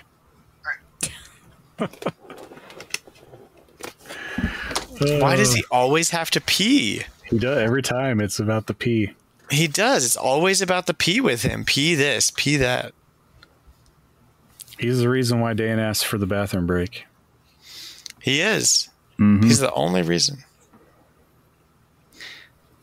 And he always takes it too. Oh, the first time he took a bathroom break without telling us he had to have a bathroom break. He's got the bladder of a bird. He drinks like a horse.